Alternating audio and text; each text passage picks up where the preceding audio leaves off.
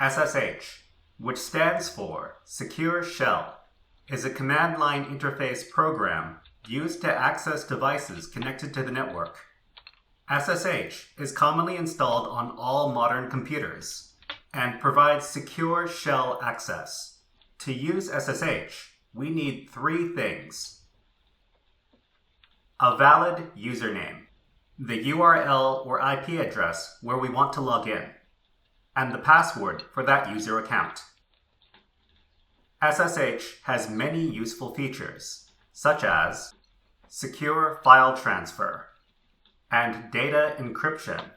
But for beginner cybersecurity students, CTF games often use Secure Shell to log in, so it's important that we know about